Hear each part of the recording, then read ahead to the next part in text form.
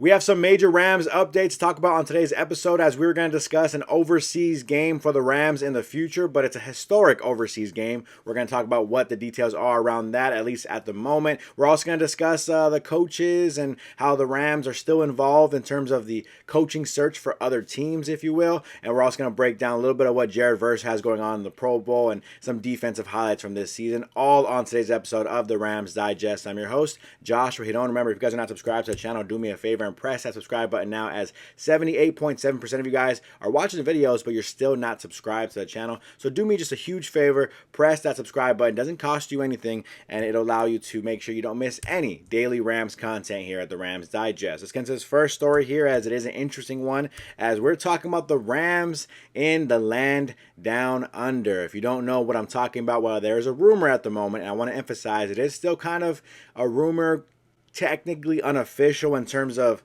the NFL is not saying this game is happening for sure. It's not necessarily confirmed by the NFL, but it is interesting and reported on the Australian side of things, as Rams are set to play in Australia during the 2026 season. According to reports from the South Pacific, the Rams and the Eagles are temporarily set to face off in Australia during the 2026 season. Now, for those who don't know, in terms of overseas international games in general, the NFL has had 50 regular season international games in NFL history. 36 in London, 6 in Toronto, 5 in Mexico City, 2 in Munich, Germany, and 1 in Frankfurt, Germany. So very intriguing to have the first Australian game be with the Los Angeles Rams. Obviously an honor for the Rams to go out there and make history playing their first NFL game in Australia. But also, of course, if it is the Philadelphia Eagles, which is the rumored team that the Rams will be playing right now, if it was going to be the Eagles, it does make sense for them and their perspective, because they are the team with the NFL superstar from Australia. Jordan Mailata, the left tackle, is actually Australian, from Australia, for those who don't know. And so, kind of a homecoming for Jordan Mailata. Interesting matchup for the Rams to face off versus the Eagles in Australia. But I mean, it's always kind of wonky. I feel like I do find it interesting, and I'm curious to kind of do some research on it one day. Not now, I haven't done it yet, but why the NFL chooses such weird matchups to go overseas. You want to kind of promote your best. I would assume you would have the Kansas City's versus Buffalo Bills out in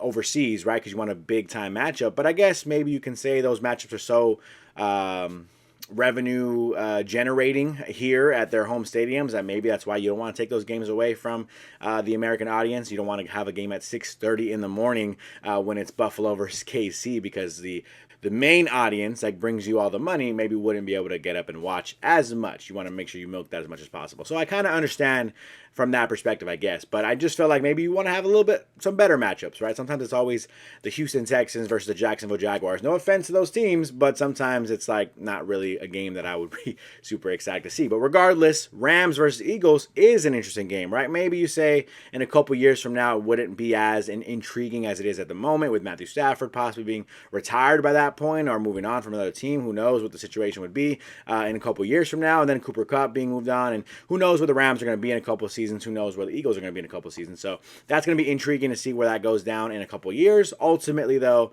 a very exciting thing to see, and we'll pull up some more details about this, as I do kind of want to acknowledge first. Here's a screenshot of a tweet someone posted, the actual newspaper where this was being promoted, if you will, and it says touchdown at the MCG, which I'm assuming is in the Australian arena or something of that nature. So that's it. I find that interesting, but also just in general, right? Sometimes, I don't know how you guys feel. I always get so intrigued by other countries and like what they got going on. Like, this is their Sunday paper, the Herald Sun, kind of posting about the NFL. They're posting about getting fit and what's holding Australians back from getting fit. And then this guy right here on the cover, who's clearly some kind of media guy, talking about he's surprised he hasn't got canceled. It's so these articles and these kind of media outlets are so interesting in general, right? The tabloids kind of like vibe, right? You see at the supermarket right at the front. I always find those interesting, but I was reading through that. I thought that was kind of a funny interesting, I should say, not funny. Don't get offended, anyone from Australia, but interesting kind of article to see. But here's the details of the article. It seems the Rams and Eagles won't be able to stop getting enough of each other. As you know, they've had some recent matchups versus one another. Two franchises linked through incredible matchups. Dick Vermeil and their Super Bowl triumphs representing the NFC will face off once again, but this time overseas, according to a recent report from Australian newspaper, the Herald Sun, which we just pulled up. The two teams will play each other down under, the same thing I said earlier, as the NFL attempts to expand their international influence. So while the NFL has yet to confirm the report, the game is within the NFL's plan to breach the Asian market, a market that has been without football for some time. And I'm guessing in this situation, they would look at it as an opportunity to expand that market in general, right? So, shout out to the NFL for obviously continuing to expand. I think Australia does make sense as a place to expand to in terms of trying to get into that audience a little bit, right? A culture that is very different, of course, from American culture, but also somewhat similar in terms of countries, generally speaking. I know they're very different countries, don't get me wrong, but you guys get what I'm saying, right? And the lifestyles we kind of live is fairly similar. And so I think it's very interesting, right? Maybe you can tap into that market a little bit. Would you ever have an NFL team in Australia? Literally impossible. They're 15 hours away, so probably not. But ultimately, you still would like to get those fans out there watching some football games. As they like a physical sport like rugby. Maybe they would enjoy a physical sport like the NFL. So interesting stuff there. Nonetheless, we'll move on from that, and we'll start talking about coach poaching. Now, I know grammatically speaking, this isn't really the best of titles for this, but very interesting story here as we have former Rams coach, not head coach, but one of our former coaches, Liam Cohen. He is still on his search for his own staff, and he's having some trouble. So he's tapping into his old, his roots, if you will, from his former team, the Los Angeles Rams. For those who don't remember, for the Los Angeles Rams, back in 2018 to 2019, he was assistant wide receivers coach, and in 2020, he was the assistant quarterbacks coach. We're talking about Liam Cohen here. He is now going after current Rams assistant coach. He is the assistant offensive line coach, Zach Cromer. So, very interesting stuff here. We're seeing, Liam Cohen kind of trying to piece his staff together, and he's looking to go back to an old team of his and an old friend of his, I'm assuming, and Zach Cromer. Now, very intriguing stuff. Zach Cromer here would be applying and interviewing for a head, not a head, let me just make sure I specifically say this right. He would be the offensive line coach, the main offensive line coach, rather than assistant offensive line coach like he is with the Rams. He'd be the main offensive line coach for the Jacksonville Jaguars. And I do want to acknowledge, first off, Liam Cohen and his Duval thing. Don't know what to say about it. Kind of hilarious. Kind of feel bad for Jacksonville Jaguars fans who have to try to have hope when your coach goes out and does something like that. For those who haven't seen it, just look up Liam Cohen and Duval, and it'll probably make your night. But anyways, so very interesting stuff here. We'll pull up the tweet talking about this potential move for the Rams assistant offensive line coach, as Rams assistant O-line head coach Zach Cromer is interviewing for the Jaguars offensive line coach position. Per source, Cromer has spent the last 8 years with the Rams, where he worked with new Jaguars coach Liam Cohen. And so, interesting stuff here. Again, we talked about this. There is going to be some moving pieces, but I think ultimately on the coaching staff side of things, if you can have Sean McVay still, you're going to trust that he's going to find, friends, promote people that he knows well, promote people that he trusts to be in the positions to succeed. So assistant O-line coach, if you did have to lose a Zach Cromer, maybe you kind of wish him luck and then hope that Sean McVay continues his success with what he's been doing so far, because he's the main guy, and then you're kind of hoping that he can hire the right people to do the right thing and be the best coaches that they can be. So obviously not really super concerned about this, but an interesting situation to see more Rams coaches still be in that conversation of possibly moving on to another team. Last but not least, let's pull up the Rams defense. We'll talk about Jared Verse. What is he doing out in the Pro Bowl? Again, our one Pro Bowler. Maybe you can say there's some snubs there, but nonetheless, we'll talk about the one Pro Bowler, what he's doing out there, as you see Jared Verse here, Los Angeles Rams tweeting. Pro Bowling, Jared Verse. Now, the reason why I pulled up this screenshot, first of all, he's cheesing. He looks happy. He's having a good time. It's always Awesome to see Jared Verse having a good time, as he always seems to be having a good time when we talk about playing football.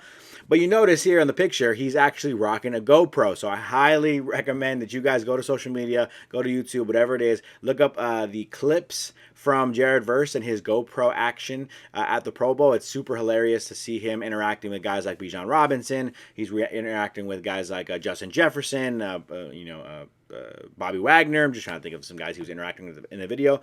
Just being funny, just being himself, right? Lovable guy that I think every Rams fan can agree. One of our favorite Rams players. If you've seen any clips of him talking, going around, signing autographs, all that good stuff. He's just a guy who seems to love football and be happy in the position he's in, and then also succeeding on the field. So it's pretty awesome to see. It's always amazing to see a superstar in the making, I think, in my opinion. It's always cool to watch. So shout out to Jared Verse. I recommend you guys go check out those clips if you haven't already. And then last couple things to pull up here. We have a tweet coming out from Sorry, let me make sure I'm reading this right. @Ramlingman. Ramblingman? Yeah, sure. Here is a tweet here, a graphic talking about the defensive leaders for the 2024 season. I just kind of want to highlight some guys like Byron Young, right? Maybe a unsung hero, if you will, in terms of the national media, but 7.5 sacks for the rookie out of the 3rd round. Jared Verse, again, got all the hype, got all the credit for being that force, right, on the defensive side of the ball. Deservedly so, defensive rookie of the year. Pro Bowler, mind you, but 4.5 sacks is very interesting to see, right? The guy who was the Pro Bowler, the guy who was the Defensive Rookie of the Year, actually only had 4.5 sacks. You got guys like Byron Young, Kobe Turner, and Braden Fisk out here balling. Braden Fisk leading the pack with 8.5 sacks. Kobe Turner, 8 sacks from the defensive tackle position. Pretty awesome stuff here. Jared Verse, deservedly so, Defensive Rookie of the Year. 77 pressures on the year. Kobe Turner, 54. Braden Fisk, 51. Byron Young, 44. So overall, this defense is just going after the quarterback. You love to see it. Tackles for loss, Byron Young, 12, leading the way. Jared Verse, 11. Kobe Turner and Braden Fisk tying for 10. And Christian Roseboom with, I think it's 5 tackles for loss. So overall, we keep talking about this defense and what they're doing and what they can do in the future, and it's pretty exciting to see the way they get to the quarterback. Now, again, I still need to see that defense slowing down the run game, especially when you're facing big offensive linemen. I think they're a little undersized at times, generally speaking. That's not the only issue, of course, but there is a size issue in terms of how big the defensive line is, generally speaking, compared to other defensive lines, compared to offensive lines. So that's kind of one thing I would like to see the defense improve on, just getting a piece or two to kind of bulk up that defensive line a little bit. But ultimately, man, these guys are hungry, ready to go. Guy like Byron Young, like I said, unsung hero, underrated player coming in his rookie year, balling next to Jared Verse and Braden Fisk, all alongside second-year player Kobe Turner. That's a young, aggressive, hungry defensive line that has an attitude about them, leading the way with Jared Verse. So very exciting stuff to see from a defensive line perspective. That's all I'm going to do. That's all we're going to talk about for today's episode of the Rams Digest. Again, hit me up in the comments if you guys, any part of this that you guys enjoyed. Let me know maybe if you guys want to see. Say yes or no. I'm thinking about doing my ideal dream scenario for the Rams offense this offseason. So let me know if you guys want to see that, yes or no, in the comments below if you're still watching. Other than that, that's going to do it for me on today's episode of the Rams Digest. I'm your host, Josh Giron, and I'm out.